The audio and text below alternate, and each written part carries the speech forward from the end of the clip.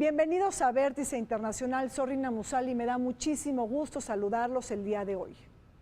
Chile celebró elecciones el pasado 19 de noviembre, una jornada de alto calibre en donde se puso de manifiesto el estado de ánimo de la ciudadanía bajo el acto de las urnas. El día de hoy analizamos el legado de Michelle Bachelet en Chile, el duelo electoral entre Sebastián Piñera y Alejandro Guillier, así como la relación de Chile con el mundo. Acompáñenos.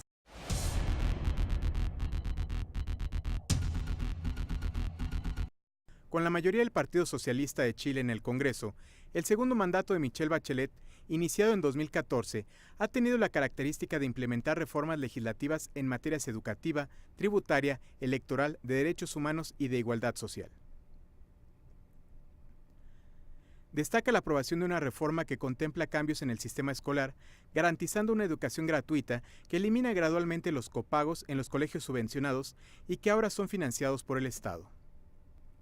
Igualmente, se promulgó una reforma tributaria que aumentó los impuestos para las empresas, con el fin de aumentar la recaudación fiscal y destinarla principalmente al rubro educativo. Por otra parte, se puso fin al sistema electoral binominal que favorecía a la segunda minoría y en la práctica depuraba a los partidos pequeños o independientes. Este sistema implica el aumento del número de diputados de 120 a 155 y de los senadores de 38 a 50. Además, se establece que al menos el 40% de las candidaturas deberán corresponder a mujeres.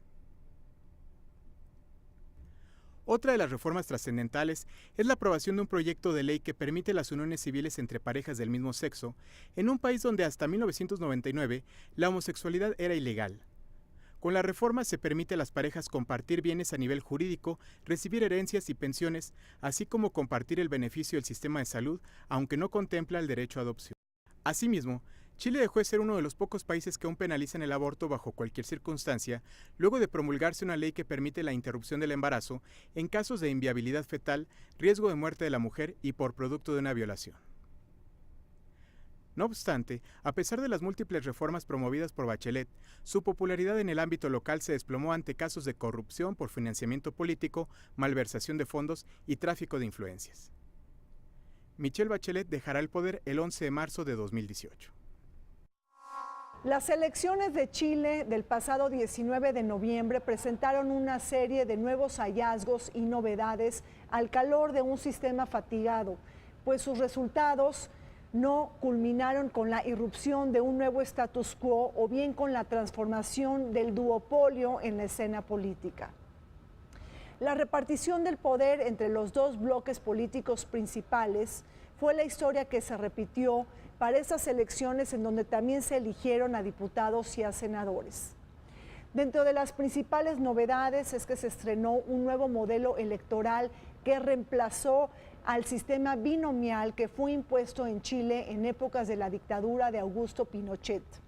Este modelo, que tenía como propósito principal asegurar la preeminencia de las principales fuerzas políticas, sobre todo de la derecha, así como desacreditar el sistema multipartidista y las minorías. La ley que transformó el sistema político viene de antes, ¿no? Ella llegó al poder el año 2014, pero las reformas al sistema político se hicieron en el 2012, ¿no? Y ya hubo una elección donde esto funcionó más o menos, porque todavía el 2013, cuando fueron las elecciones presidenciales anteriores, el escenario no estaba tan claro. Pero el gran cambio, digamos, simbólicamente hablando, es que se pasó de un sistema binominal a un sistema de representación proporcional, y por otro lado que se cambió el sistema de la definición de los electores. Se pasó de un sistema donde la inscripción en los registros electorales era voluntaria y el voto era obligatorio, a un sistema donde la inscripción es automática y el voto es voluntario. Eso hace cambiar el escenario político, porque entonces mucha gente creía que este cambio de la inscripción automática al voto voluntario iba a incentivar a la gente a votar. Y parece que no pasó eso. Como es voluntario, entonces la gente se queda en la casa y no va a votar, ¿no? Entonces, pero había una especie, digamos, de idea que este cambio iba a ser así. El tema en realidad lo que generaba o lo que pretendía era generar equilibrios de poder para que no hubiera nuevamente una dictadura militar en Chile. El sistema se pretende hacer proporcional para darle un sentido más democrático al proceso de fortalecimiento político de Chile que se empezó a dar en el 89, pero no ha terminado de concretarse en estos 28 años, porque la Constitución data de 1980, por lo tanto no ha habido una reforma constitucional. Ha habido modificaciones al marco constitucional de Chile, pero no ha habido una reforma integral constitucional de Chile. Y por lo tanto la transición política de Chile no ha sido totalmente constitucional, ha sido legal parcial. Pues el paso del sistema bicoalicional, que era hasta el que regía hasta anteriormente hace pocos años, a este nuevo sistema de muchos partidos en contienda, ha hecho que actualmente en esta elección del domingo se hayan presentado 8 candidaturas. Esto presenta que las dos partes que se contendían antes eran coaliciones de varios partidos dentro de ellas, y si mantenemos la división entre derecha e izquierda, en la derecha había mucho espectro. Están los que iban más al centro, como fue un poco la presidencia de Piñera, pero también había muchos pequeños partidos de extrema derecha que simpatizaban con el dictador Pinochet o con el poder autoritario que conservaron los militares hasta 1990. Pero del lado izquierdo también vemos ahora el fraccionamiento de la izquierda. Los diferentes partidos que están contendiendo por la izquierda son los que antes estaban con la Concertación, después con la Nueva Mayoría, que dentro de sí había varias gamas de políticas que iban desde el centro izquierda hasta la izquierda más radical, que pegan un cambio muy profundo del sistema heredado de la dictadura. Me parece que es mucho lo que se juega, no solamente en Chile, sino a nivel de política internacional, porque justamente uno de los cambios que estamos viendo en el ejercicio del poder es el perfil de los candidatos. Y el perfil de los candidatos encaminado a su relación con los medios de comunicación masiva. Es decir, estamos viendo en el mundo digamos un traslado de la política, de los espacios tradicionales de la política a los medios de comunicación. Y en este caso, lo interesante de las elecciones en Chile de este año es que 3 de los candidatos tienen nexos con medios. Tenemos a Alejandro Guiller, que viene de periodista, tenemos a Isabel Sánchez, periodista, tenemos a Piñera, que empresario de medios. Entonces, eso realmente hace un punto muy importante y un punto de análisis muy importante, porque justamente lo que estamos viendo es que la política se está convirtiendo en un espectáculo y a veces en un escándalo también. Y ahora la discusión que hay en México es quitar a los diputados plurinominales, pero justamente es una trampa, porque lo que no se observa es que entonces van a tener menos representación los partidos pequeños y otra vez van a ganar, efectivamente, como pasaba en Chile con este sistema binominal, era favorecer a los partidos más grandes. La crisis de representación política estuvo presente en las elecciones en Chile. Muchos ciudadanos no se sienten representados por las dos coaliciones tradicionales del poder que se han adueñado del teatro de la política después del retorno de la democracia en 1990. La Concertación, conformada por partidos de centro izquierda y de izquierda, y ahora llamada Nueva Mayoría, y la Alianza, agrupada en fuerzas de derecha conservadora. Bajo este contexto surgió un nuevo actor en la vida política chilena, el Frente Amplio, comandado por la periodista Beatriz Sánchez y los jóvenes diputados Gabriel Boric y Giorgio Jackson, ambos líderes surgidos de las protestas estudiantiles del año 2011 y quienes apuestan con todo ímpetu para convertirse en la tercera fuerza política y ser el fiel de la balanza a la hora de la toma de decisiones en el Congreso. Considerando que el bipartidismo ya no está siendo la solución, y más Chile tiene un bipartidismo un poco heredado de los estadounidenses, de este sistema demócrata y republicano, que en Chile ha tratado de mantenerse y se mantuvo desde la época de Pinochet, pero no. Pinochet obviamente limitó las fuerzas de oposición, y a raíz de que se dio esta vuelta a la democracia en Chile, las dos fuerzas políticas importantes han mantenido disputando posiciones estratégicas, no solamente dentro de Chile, sino a nivel gubernamental y con decisiones internacionales por parte del gobierno chileno. Chile creó dos izquierdas, una izquierda moderada y una izquierda radical, digamos. Un poco similar a lo que podría estar ocurriendo en México. La izquierda radical es una izquierda contestataria que no está de acuerdo con los planteamientos gubernamentales que se han dado hasta el momento y propone una reforma integral constitucional, una refundación de la República de Chile.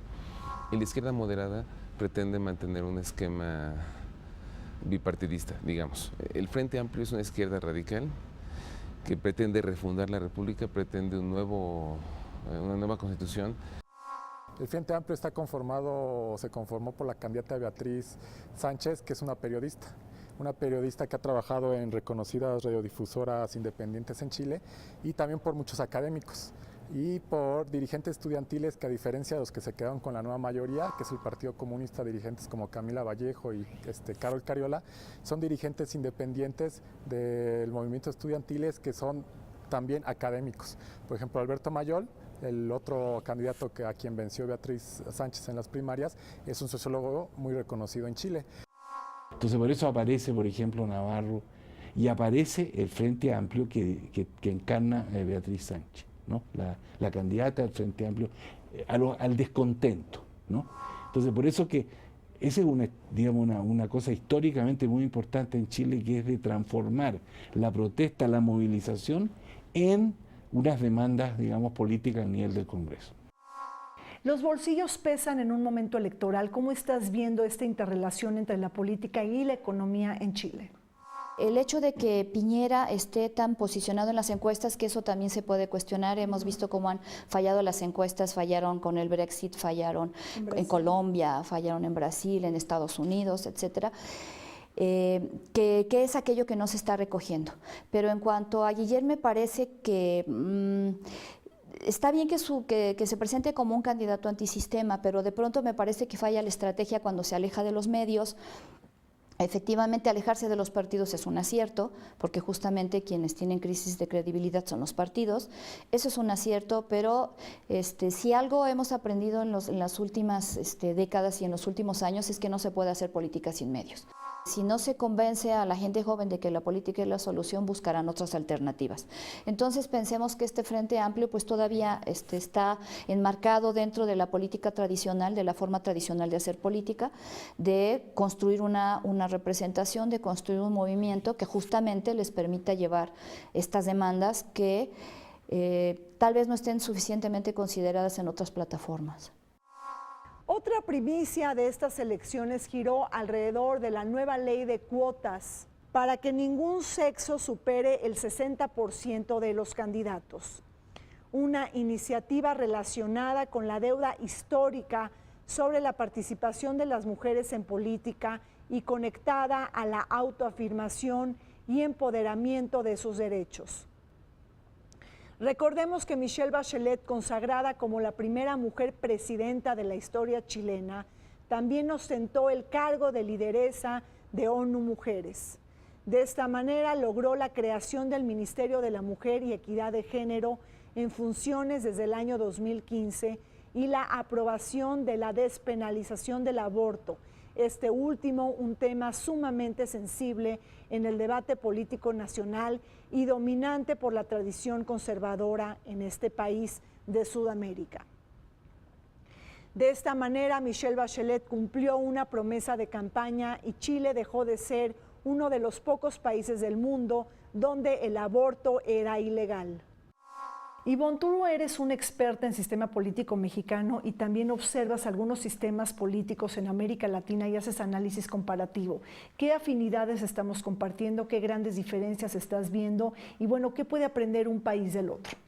Uno de los retos de estas elecciones es probar el nuevo sistema electoral, que pasa de esta cuestión binominal en la que más o menos parecía que se había construido un sistema bicoaliciones, digamos, ¿no?, entre izquierda y derecha, para abrir más posibilidades para candidatos independientes, para las mujeres, en esta cuestión de la cuota de género, esta nueva ley de cuotas que iría 60-40, o sea, 60% máximo de un solo género, que en México ya lo tuvimos. En México pasamos de ese a la paridad de género. Ahora el 50 y 50% de las listas, de las candidaturas son para mujeres. Los partidos están obligados a respetar ese 50-50, lo cual no necesariamente se traduce en que tengamos 50%, por ejemplo, de mujeres en la Cámara de Diputados, pero tenemos más del 40%. En realidad es como una especie de moda que se está dando en América Latina de seguir modelos europeos de equilibrio entre hombres y mujeres en los cargos públicos. Que debe ser más estricto de 50-50, pero pensando que no debe llegar a más del 60% de la proporción de mujeres o de hombres, más bien de hombres, dándole más un poco de juego a la mujer como no se le había dado antes, es una forma de reconocer que la mujer no solamente debe estar al frente del gobierno, como ocurre con Michelle Bachelet, sino que tenga participación legislativa y en cargos de gobiernos locales dentro del país suramericano. Chile carga con uno de los índices de participación política más bajos del mundo. La apatía y la indiferencia se han convertido en un crónico abstencionismo para uno de los países más adelantados de América Latina y en donde se pone por delante la crisis de la representación. En Chile lo que estamos viendo, al igual que en muchos países de la región, es una apatía por la política, una brecha cada vez más distante entre la sociedad y los partidos políticos y un desencanto de los jóvenes con la política y los políticos de siempre. Según lo que nos señala el Latinobarómetro, el índice de satisfacción de la democracia en Chile se ha desplomado. En el año 2015, el 43% de los chilenos aceptaban la democracia como la mejor forma de gobierno. 2 años después, este índice y este umbral han caído al 36%. Lo que estamos viendo es que hay crisis de representación de los partidos, tienen crisis de legitimidad, de credibilidad, porque efectivamente la ciudadanía está dejando de creer en los partidos y en sus candidatos. Y entonces encontramos en Chile que una de las cuestiones que hay que observar en la próxima elección es el porcentaje del abstencionismo. Sí. En la elección pasada, 50%. En la elección pasada fue del 60%, entonces hay que ver si realmente los candidatos logran atrapar el interés de la ciudadanía para salir a votar. En México no hemos tenido esos niveles de abstencionismo, pero en elecciones intermedias, cuando se vota por gobernadores. Pero a nivel presidencial no hay, no sale el 100% a votar, pero no hay un abstencionismo tan alto porque estamos en sistemas presidenciales. Lo interesante en Chile es que siendo un sistema presidencial, una elección presidencial no atrape la atención de los votantes como se esperaría. Desde la elección de 1999 a la fecha, el índice de aprobación, la gente que ha ido a votar, ha ido bajando mucho, sobre todo desde 2008, que el voto pasó a ser voluntario, ha bajado 1.5 millones de personas que han dejado de ir a votar, simplemente porque dejó de ser una obligación civil ir a votar. Ese cambio es muy importante porque ha generado otra situación, que como el voto es voluntario, ha subido mucho la abstención. Entonces, en esta elección, quizá esa va a ser una variable fundamental. De los 13 millones y medio de personas que son electores, mayores de 18 años, Chile tiene una población más o menos de 17 millones y medio de habitantes, de los cuales 13.500.000 son mayores de 18 años.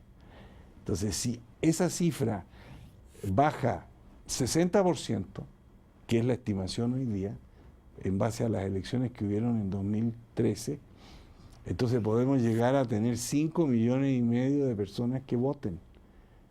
Entonces esa cifra va a ser la clave de cómo se va a repartir entre los 7 candidatos que están presentándose a la elección presidencial.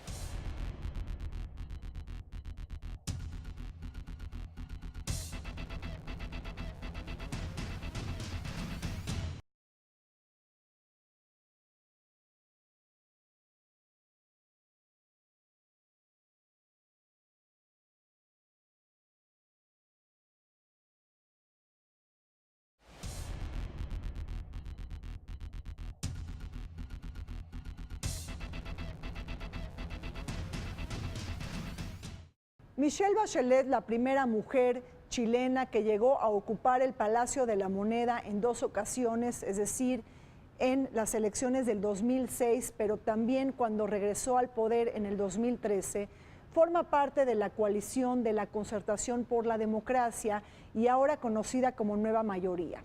Es decir, un bloque político de centro-izquierda y de izquierda que ha estado conformado por diversos partidos políticos y que pudo gobernar Chile entre los años de 1990 al 2010.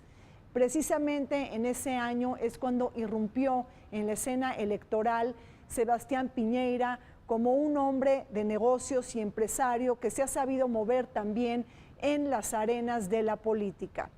Hay que recordar que Sebastián Piñera durante su mandato pudo concertar enormes logros a favor de la economía gracias al superciclo de las materias primas, pues durante los años 2010 al 2013 Chile creció en un promedio del 5.3%. El mandato en Chile dura 4 años con derecho a reelecciones no consecutivas por varios periodos. Ella está en su segundo periodo. La vuelta al poder de Bachelet se dio en una situación en la que ella se consideraba, bueno, la consideraban más bien una mujer capaz de ir erradicando la corrupción en Chile, de disciplinar al gobierno chileno. Llegó a su segundo mandato en el 2014 con la promesa de dignificar a las instituciones chilenas. Se considera que el gobierno de Patricio Aylwin fue un gobierno muy estable y Patricio Aylwin, que ya murió, será recordado como quizás el presidente más democrático de la historia chilena, pero bajo una estructura política no democrática necesariamente. La elección ahora, por ejemplo, es en noviembre, segunda vuelta en diciembre, pero el presidente toma posesión recién el 11 de marzo. Entonces hay 2 meses, enero, febrero, ahí que es un poco la transición y qué sé yo. Entonces, esa situación de la transición entre Bachelet, primer gobierno, Piñera, primer gobierno, y la Bachelet, segundo gobierno, el país ha experimentado muchas tensiones, muchas movilizaciones, yo diría en 3 asuntos. El primero es lo que ha salido mucho en la prensa, es la movilización de los estudiantes. El 2006, chiquillos muy jóvenes de la educación preparatoria empezaron a reclamar por una serie de cosas, el costo del transporte, habían hecho una reforma educacional que ampliaba el horario escolar y los chiquillos tenían que comer en la escuela y no habían cocinas para hacer comida para los chiquillos, entonces andaban dando vueltas en la calle a mediodía, qué sé yo. Pero sobre todo el problema del transporte, porque el transporte en Chile es muy caro y en Santiago no hay subsidio como aquí. El metro en Chile cuesta $1 o más de $1. Entonces compare eso con lo que cuesta en la Ciudad de México, se puede dar cuenta uno. El programa económico es prácticamente el mismo, es decir, cuando hablamos de candidatos de izquierda, no estamos hablando de candidatos radicales que van a cambiar totalmente el modelo económico. Siguen, digamos, la línea del modelo neoliberal, económico neoliberal. Sin embargo, ese modelo económico ya hizo crisis, está haciendo agua por todas partes, por lo menos en Latinoamérica. Y en ese sentido, la apuesta de la ciudadanía al votar por izquierda o votar por derecha son matices, digamos, son matices en cuanto a qué ofrece uno y qué ofrece otro. Pero eso es parte justamente de lo que también está alejando a la ciudadanía de la política.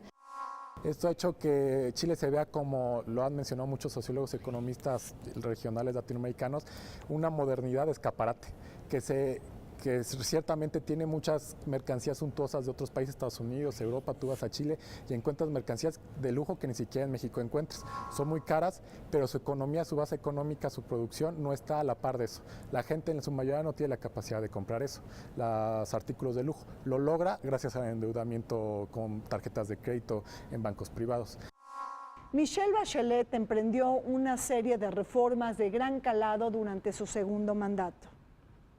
La tan anhelada reforma educativa que impuso el sistema de gratuidad, pero que terminó con limitaciones económicas y financieras y la generación de discriminación. La gratuidad no incluyó a todos los universitarios, sino solo a los sectores más vulnerables, una exclusión que le acarrió nuevas protestas estudiantiles y el rechazo tajante de los jóvenes endeudados. En otras palabras, la educación que todavía no es un derecho en Chile. Por otro lado, la reforma tributaria, la más importante desde el retorno de la democracia, que logró aumentar los impuestos a las empresas, pero vio neutralizados sus impactos debido a las condiciones adversas de la economía mundial y la caída en los precios internacionales del cobre, el principal ingreso de Chile. El supuesto incremento de la recaudación tributaria dirigida a repartir la riqueza de manera más equitativa, que enfrentó los duros recortes presupuestales que también estuvieron conectados a la ralentización económica de China.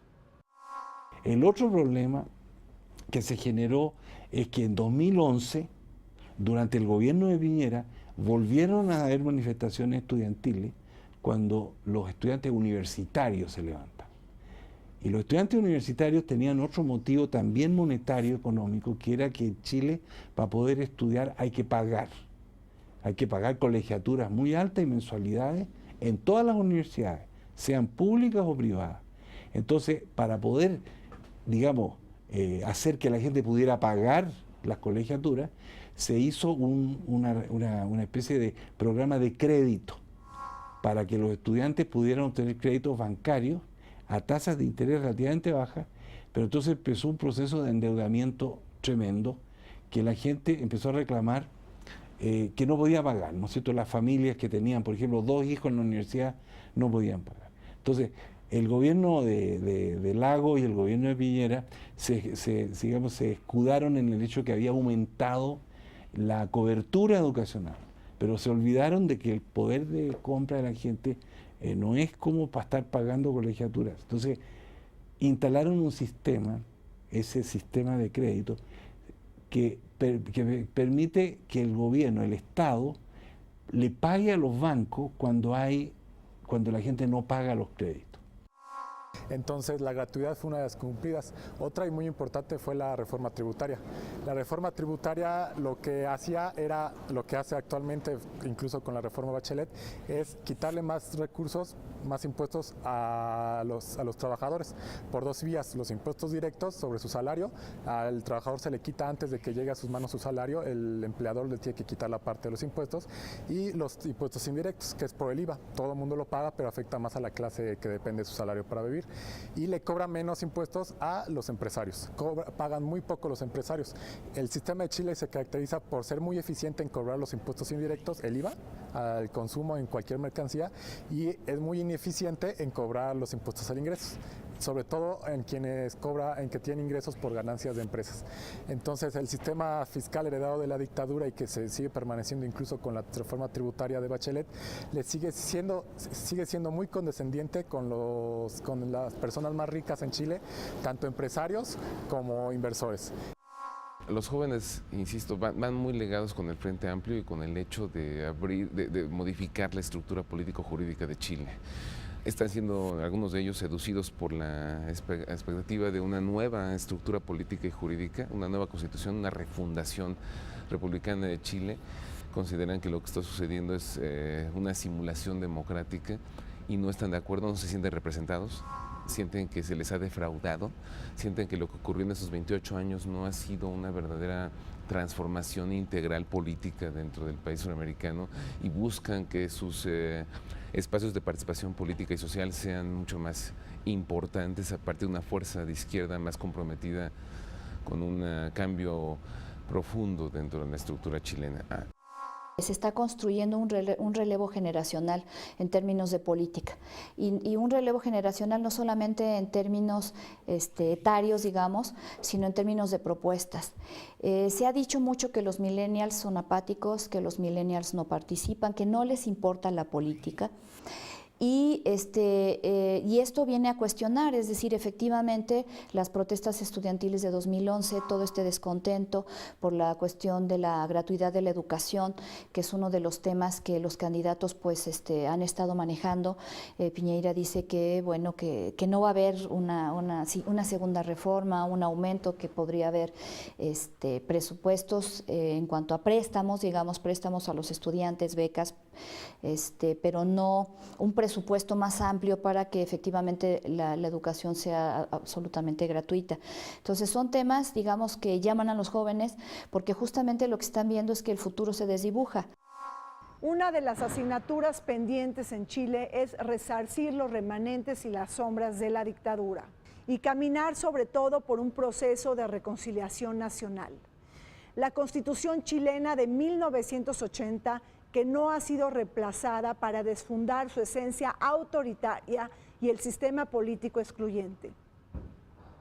Precisamente la redacción de una nueva Constitución fue el camino marcado para solventar dicha situación. Aunque esta iniciativa avanza de manera importante en Chile, los resultados se podrán capitalizar hasta el siguiente gobierno. La propuesta fue tema de campaña para Alejandro Guillier, el senador que presumía su independencia y distanciamiento de las dos grandes coaliciones políticas y que terminó por ser el abanderado oficialista de nueva mayoría, pese a que no logró un apoyo unánime de todas las corrientes del progresismo chileno. Precisamente el posible retorno de Sebastián Piñera al Palacio de la Moneda estaría conectado al fraccionamiento del oficialismo y las divisiones en el conglomerado izquierdista. Respecto a la Constitución, digamos, no hay que hacerse ilusión. La Constitución fue promulgada por el gobierno militar en 1980.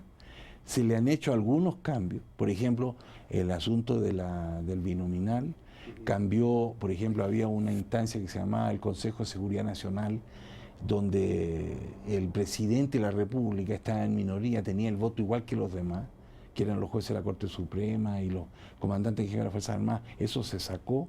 Entonces han habido cambios, pero el grueso de la Constitución sigue tal como se promulgó en el año 80, ¿no? Entonces han habido ajustes, pero no ha cambiado esencialmente. Entonces, una de las cosas que la presidenta Bachelet quería hacer era hacer una asamblea constituyente para reformar la Constitución.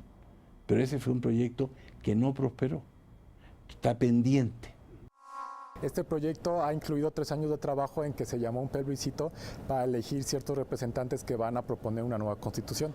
La cláusula autoritaria que estableció la nueva mayoría con Bachelet a su cabeza es que los que van a decidir si esta constitución pasa o no son los senadores y diputados, que tienen que votar en 2/3 a favor o en contra para ser aprobada o rechazada. Esta cláusula haga que la clase política actual, que se ve favorecida por la actual constitución, vaya a decidir si cambia o no la constitución. Hay que tomar en cuenta que la transición a la democracia en Chile no fue en 1990, sino que fue en 1980 con la constitución que impuso la dictadura.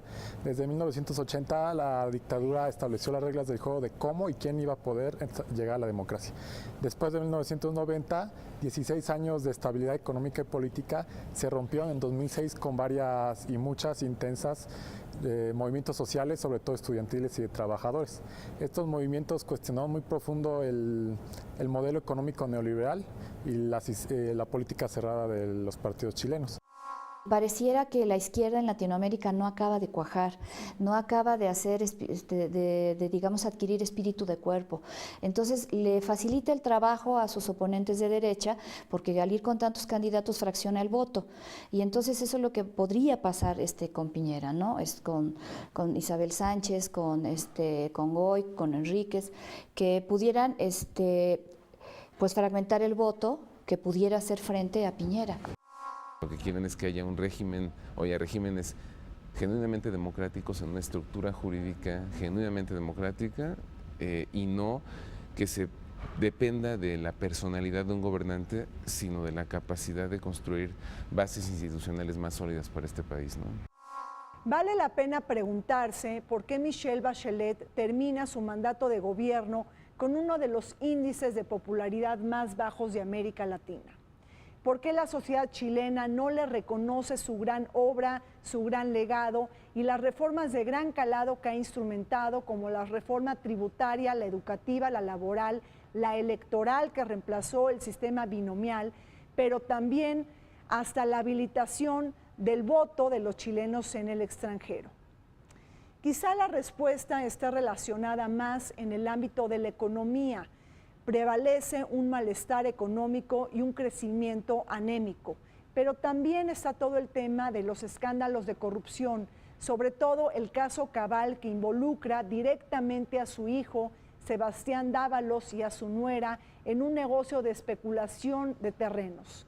Ello ha dañado la imagen, la reputación y la aceptación de la presidenta.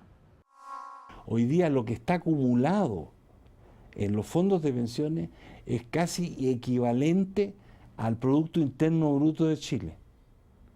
Entonces eso, el Producto Interno de Chile son más o menos 240.000 millones de dólares. Bueno, están ahí alrededor de 220.000 millones de dólares, están en esa bolsa. Y como todavía no todo el mundo se jubila, sigue aumentando el fondo en forma muy... y las empresas estas, los fondos de pensiones, invierten en el mercado interno de capitales. Compran acciones de las empresas, incluso invierten en el extranjero para asegurar el rendimiento del fondo, ¿no? Pero además de eso, son empresas privadas. Entonces hay consejos de administración, hay empleados y una burocracia que maneja el fondo, y eso también está siendo discutido, que es con los fondos de los trabajadores, con lo que cotizan los trabajadores, se están pagando comisiones, honorarios. Eso explotó cuando la presidenta Bachelet tomó posesión el 2014. Entonces, entre 2014 y 2015 explotó la bomba de que las pensiones de los trabajadores que se estaban empezando a jubilar son casi iguales al salario mínimo. Incluso en las elecciones del 2013, cuando salió electa la Bachelet en su segundo periodo, que le adelantaron fondos a los que eran candidatos a diputados, a cambio de que cuando salieran electos en el Congreso iban a favorecer las posiciones de las empresas. Pero hay que tomar en cuenta que a la par de 2016, cuando los movimientos sociales le quitaron legitimidad al gobierno, también los propios empresarios y la clase política se quitó a sí misma legitimidad por todos los escándalos que ha habido. Si tú revisas la historia de la prensa en Chile en los últimos años, todo el mundo está legitimado por algún escándalo.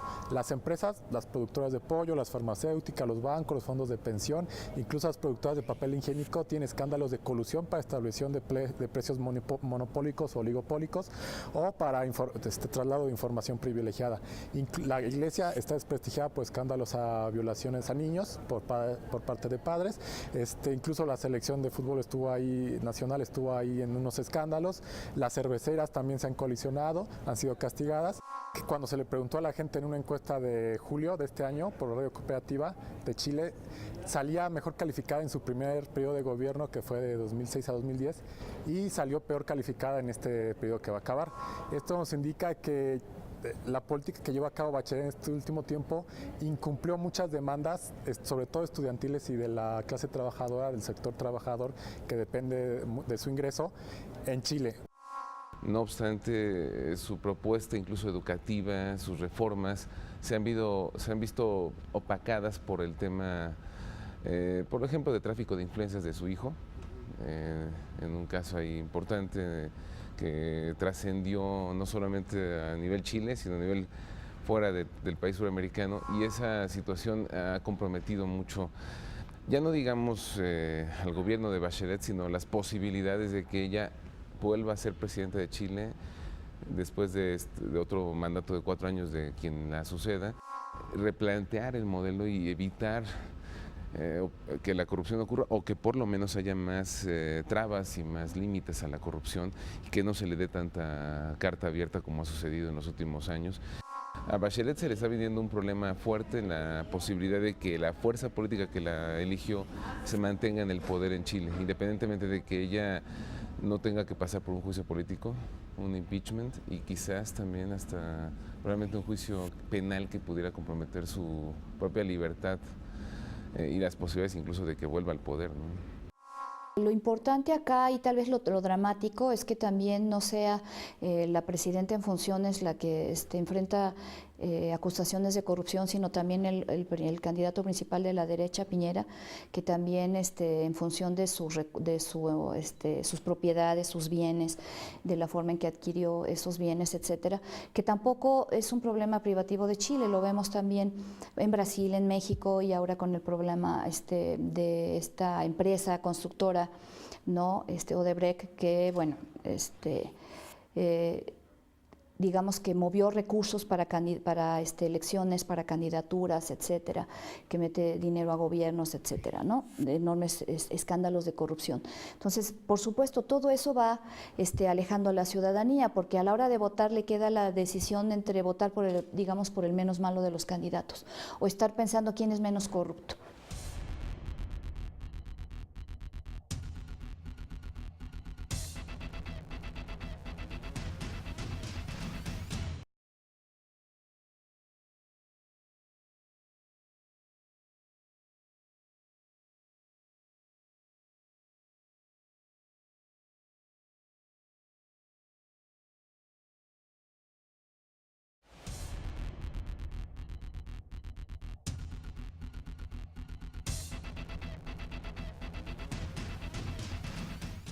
Chile es un país puntero en América Latina y ejemplo de diversas disciplinas en la región. En materia de posicionamiento internacional, pertenece a la OCDE, a la PEC, a la Alianza del Pacífico, pero también al TPP, quizá un TPP renovado con 7 países o bien con 11, pero sin la participación de Estados Unidos. Por otro lado, Chile tiene suscritos diversos tratados y acuerdos de libre comercio con países del mundo, con China, con Japón, con Estados Unidos, Canadá, con Corea del Sur y Australia, entre otros, pero también un país que se ha posicionado como líder en materia de energías limpias y una de las naciones de América Latina que menores índices de corrupción tiene a la vista. Sin embargo, habiendo sido el laboratorio económico neoliberal por excelencia y de desregulación económica, Chile se ha convertido en el país más desigual de América Latina. Los observadores nos señalan que la estratificación social también se acredita con apellido y linaje y que esta brecha entre los pobres y los ricos de Chile de alguna manera están poniendo en entredicho todo el modelo económico orientado hacia el exterior. Tiene una cantidad de tratados de libre comercio con medio mundo, ¿no es cierto?, con México, con Europa, con China, todo está muy bien armado para que el sector exportador chileno esté en el mercado internacional en forma muy eficaz, ¿no? Y hay también, digamos, acuerdos bilaterales, por ejemplo, con Argentina, con el Perú. Hay mucha, digamos, inversión chilena afuera de Chile, ¿no? Los capitalistas chilenos ya, digamos, no encuentran mucha oportunidad de inversión porque Chile es un país chico, un mercado chico, ¿no? 17 millones de habitantes, ¿no? Tiene la población de la región metropolitana de la Ciudad de México. Esa es la población total de Chile. Es un error pensar de que los gobiernos que vinieron después de la dictadura de Pinochet cambiaron el modelo económico. El modelo económico viene de la época de la dictadura. El neoliberalismo se fortaleció durante el periodo 90 actual. Entonces ahí hay un escenario que hay que tener claro, de que Chile forma parte del mundo, digamos, occidental, del mundo del neoliberalismo, del modelo norteamericano y cosas así. Aunque se retoma como en 1973 el punto de partida de este laboratorio neoliberal, hay que tomar en cuenta que fueron casi 15 a 20 años en que el neoliberalismo se empezó a germinar en Chile, como con unos intercambios entre la Universidad de Chicago de Estados Unidos, con un programa apoyado con dinero de la CIA, y la Universidad Católica de Chile en su programa de economía. Fueron 15 años en que se intentó formar cuadros de economistas neoliberales y conservadores que eran apoyados por la élite económica nacional, los empresarios más fuertes y sobre todo el periódico El Mercurio, que ha sido un periódico conservador en toda la historia de Chile. Entonces, estos 15 años incluso no lograron formar cuadros neoliberales, una clase política neoliberal. Ni siquiera los empresarios en su mayoría apoyaban la economía neoliberal en los 70. Lo que pasa es que la entrada de la dictadura solo se logra gracias a la entrada de los militares, que también son apoyados por Estados Unidos. Lo hemos sabido con los documentos que desclasificó Clinton en los 90 y lo sabemos ahora con más documentos que se han desclasificado. Digamos que en el 84 ya empieza un proceso de apertura externa más fuerte. El gobierno de Pinochet implementa una serie de medidas de apertura, pero bajo bases militares, en los años, ya en el 84, pero solo le dura 5 o 6 años. Viene la transición y Patricio Aylwin realmente inicia un proceso de apertura externa pero incipiente, digamos, que ya consolida Eduardo Frei. Eduardo Frei es quien realmente consolida la apertura externa y se continúa con Ricardo Lagos y después con Michelle Bachelet. Viene ya un proceso de consolidación de apertura de Chile con China, con Japón, con Filipinas, con Malasia, con Indonesia, con Australia, por supuesto con Estados Unidos históricamente y por supuesto dentro de la región con Perú, con Colombia y con México en la Alianza del Pacífico, no así con Mercosur. América Latina, dividida en materia política, ideológica y comercial, enfrenta los sinsabores del fraccionamiento y de la falta de unidad. Con propuestas contrarias, la región ha dejado de luchar por la tan anhelada integración económica regional y ha visto partida sus aspiraciones unificadoras bajo distintas propuestas económicas. El Mercosur y la Alianza del Pacífico tan solo son un botón de muestra de las diferencias integracionistas que prevalecen en América Latina. En este renglón, Michelle Bachelet ha sido muy clara al apoyar el proceso de convergencia a propósito de acercar más a estos dos bloques heterogéneos que caminan de forma dispar. La propuesta que también ha encontrado eco con Mauricio Macri en Argentina. Por otro lado, no podemos dejar de ver las heridas abiertas entre Chile y Bolivia por su querella marítima y territorial. Evo Morales, que ha subido de tono y talla su reclamo nacional para obtener una salida al mar y tocar las puertas del Tribunal Internacional de Justicia de La Haya. Entonces, lo único que le hace ruido a Chile es que el presidente Evo Morales está en La Haya y está todo el tiempo volviendo sobre el tema de que Bolivia necesita una salida al mar. Entonces ahí Chile reclama que hubo un tratado en 1904 que para Chile está cerrado el problema de Bolivia, ¿no? A Bolivia se le quitaron salidas al mar por la expansión de Paraguay, de Uruguay, de Chile, y consideran los bolivianos que Chile es quizás el país más proclive a poderle ceder territorio para que Bolivia tenga una salida al Pacífico, si fuera por el lado de Chile, y entonces Chile le podría facilitar esto, pero tendría que ser una negociación territorial. Esto en la perspectiva de que en 2020 se termina el gobierno de Evo Morales, y a lo mejor Chile está esperando un nuevo gobierno no tan radical como el de Evo Morales, donde pueda haber una negociación en ese sentido. Chile le ha dado un corredor en la zona del norte de la región chilena, donde Bolivia puede transportar sus mercancías casi soberanamente.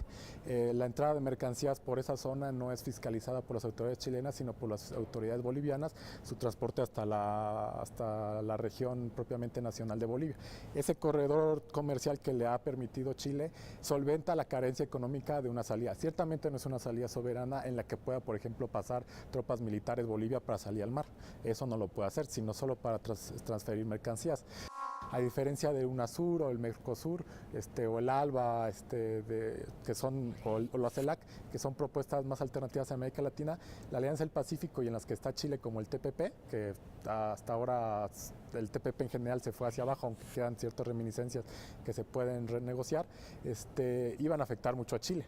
Chile estaba firmando un acuerdo en que las propias corporaciones estadounidenses o extranjeras podían demandar al gobierno en caso de que aprobara una ley en protección del medio ambiente. Si yo soy una minera que tiene un contrato y de repente sale una ley que dice que yo ya no puedo hacer mi negocio porque afecta el medio ambiente mi actividad minera, yo puedo demandar al gobierno chileno porque me está echando abajo mis inversiones y mis cálculos de ganancias. Entonces todo esto era el peligro que aceptaba Chile al firmar el TPP. Entonces lo que vemos es un Chile volteado a los negocios de libre comercio en los que se ve afectado a su población en general, pero ciertamente sus empresarios más prominentes y los que tienen en mano los negocios de extractivismo se verán muy beneficiados. Pese a que Chile está modernizando su relación estratégica con la Unión Europea para profundizar la liberalización comercial y ampliar los ámbitos de la cooperación política, sus ojos estratégicos también los pone en su relación con China, el gigante asiático que está próximo a convertirse en la primera economía mundial y quien representa a más de 1.300 millones de personas. Según información de la Embajada de Chile en Beijing, Chile fue el primer país de América del Sur en establecer relaciones diplomáticas con China, el primer país latinoamericano en apoyar su ingreso a la OMC además de ser el primero en suscribir un tratado de libre comercio con China, lo que lo han convertido en su principal socio comercial y el destino del 26% de su comercio exterior. Más allá de las relaciones políticas, económicas, culturales y aquellas establecidas en materia de cooperación, no olvidemos que hoy este relacionamiento está atravesando baches, no solo por la desaceleración económica de China, sino por la caída del precio internacional del cobre. Ante el hecho de que es un país fundamental dentro de Sudamérica, es la puerta de entrada del continente asiático, América del Sur. Es el primer país que firmó un tratado con China, o que tiene por lo menos un acuerdo comercial con China, que tiene muchas relaciones con Asia y tiene, por cierto, una vinculación importante en el contexto de APEC, del Mecanismo de Cooperación Asia-Pacífico, y además en el contexto de la Alianza del Pacífico con Perú, con Colombia y con México. El contexto económico de Chile es bastante sencillo. Es un país que esencialmente exporta cobre. 43% de los ingresos por exportaciones son de cobre. El mercado esencial es China y depende mucho de las fluctuaciones. Y ahora se está mejorando porque China ya está comprando más cobre. Pero también hay otros, artículos de exportación, por ejemplo, la fruta, que nosotros consumimos aquí en México. También hay salmones y hay madera. O sea, hay productos que porque antes era mucho más, el cobre pesaba hasta el 70% del volumen de exportaciones. Entonces ahora hay lo que se llaman las exportaciones no tradicionales. Y todo eso ha asegurado entonces una cierta estabilidad económica que no afecta el panorama político. Entonces, las elecciones se dan en un contexto de relativa estabilidad económica, pero de gran turbulencia política. Una variable importante en la exportación de cobre y de minerales es que hoy día el capital transnacional domina el sector exportador de cobre. Hay empresas, la Billiton de Australia, la X-Strata de Suiza, muchas empresas mineras que tienen grandes minas. Entonces esta imagen de Chile como estable económicamente, con un gran comercio, diversificación Estados Unidos, China, ha hecho que Chile se vea como un gran éxito en América Latina, pero realmente es muy frágil. Cada vez que sucede una crisis económica o una baja en los precios del cobre, de cual depende mucho, internamente causa un estrago económico, y en 2016 se volvió un estrago social, con todos los movimientos estudiantiles y de trabajadores que se dan. El extractivismo es otro problema. Toda la zona sur de la industria forestal también tiene muchos problemas porque depende mucho de la entrada de divisas, igual las salmoneras, y la industria del cobre. Entonces, esta vuelta hacia afuera, de preferir vender cosas hacia afuera porque se venden más las materias primas, ha hecho que Chile se vea forzado a irse, por ejemplo, a la Alianza del Pacífico. La Alianza del Pacífico, que es un intento, en palabras de los propios políticos chilenos, es un intento más de establecer relaciones económicas con los pares de América Latina con los que se tienen intereses políticos y económicos. Chile y México practican un relacionamiento con vínculos políticos, económicos, comerciales, científicos y tecnológicos. Una relación multitemática y multifacética que se vio interrumpida cuando México decidió romper relaciones diplomáticas en las épocas de la dictadura de Augusto Pinochet. 8 años después del restablecimiento de las relaciones diplomáticas, México y Chile procedían a firmar un tratado de libre comercio entre ambas naciones y a reforzar su asociación estratégica para darle un impulso renovado a la relación bilateral. Recordemos que México fue un aliado generoso para el exilio chileno. Recordemos ahí la muerte de Gonzalo Martínez Corvalá, el ex embajador de México en Chile, que le abrió la puerta a cientos de refugiados que pedían ayuda a la Embajada de México tras el golpe de Estado propinado por Augusto Pinochet. Las relaciones con México son sobre todo económicas y políticas. Económicas en la importación desde Chile de de algunas materias primas o algunos alimentos, como son, por ejemplo, en el caso más sencillo, manzanas. Manzanas chilenas nos llegan muchas de importación y son baratas, son muy baratas. Pero en materia de, por ejemplo, de importación o exportación entre los dos países, de productos con mayor valor agregado casi no hay. Lo mucho que nos llega es acá quizá vinos. Pero las relaciones comerciales entre México y Chile casi no son un porcentaje muy amplio entre los dos países. Políticamente sí ha habido mucho acercamiento, sobre todo en los últimos años, desde el 2000, con la formación de Alianza del Pacífico, o por ejemplo, cuando se intentó aprobar el ALCA, el área de libre comercio de América Latina, que incluía a todos los países de América Latina en un solo tratado comercial con Estados Unidos. Los únicos países que defendieron esta propuesta fue México y Chile. México ha seguido muchos modelos chilenos. Chile es el referente para muchas de las cosas que hace México. En materia de gestión pública, la nueva gestión pública que se empezó a implementar en México en el 95, en el gobierno de Zedillo, y el marco lógico que se empezó a implementar en el 2007 con el gobierno de Calderón, son en mucho sentido aspectos que México le tomó de Chile directamente, porque Chile es, en ese sentido, el laboratorio de América Latina en materia de gestión pública. Y México tomó esa referencia y ha considerado exitosa la experiencia chilena, al punto de que Michelle Bachelet ha dado, a través de su gobierno, servicios de asesoría estratégica para México en materia de gestión pública, de marco lógico, y eventualmente en materia, por supuesto, comercial, pero mucho más en estos puntos, porque justamente la forma en que Chile ha manejado sus relaciones comerciales con Asia está siendo cada vez más relevante.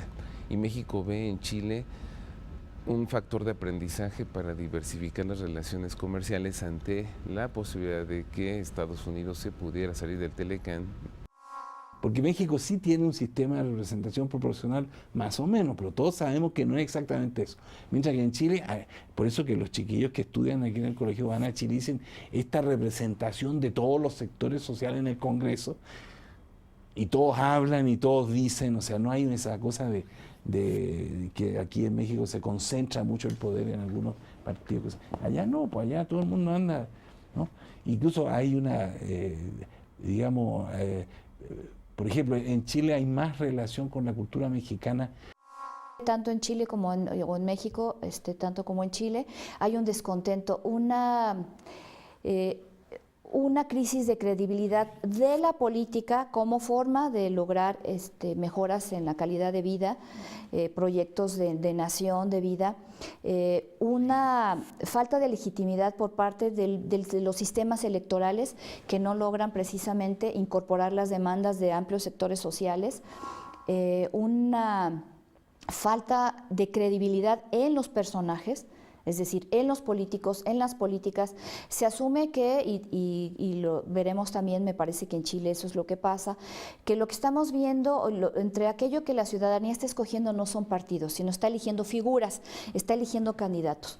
Y eso tiene sus riesgos, porque el candidato trae un apoyo de cierto número de partidos y de ciertas ideologías detrás que los votantes no están viendo. Y entonces encontramos que la importancia que tienen los medios en la construcción de la imagen, en la construcción del perfil o en la difusión del perfil de los candidatos, la televisión encontramos que puede hacer y destruir candidatos, ¿sí? Y me parece que en Chile, pues esto es un punto muy interesante a considerar. Y muy interesante a considerar porque justamente pareciera que en Chile estamos viendo el futuro de otras democracias, ¿no? De otros procesos políticos en América Latina y en el mundo. Llegamos al fin de Vértice Internacional. Zorrina Musali, me da muchísimo gusto saber que nos acompañaron el día de hoy. Y como siempre les recordamos que este programa se transmite todos los martes a las 9 de la noche y en repetición los sábados a las 19 horas.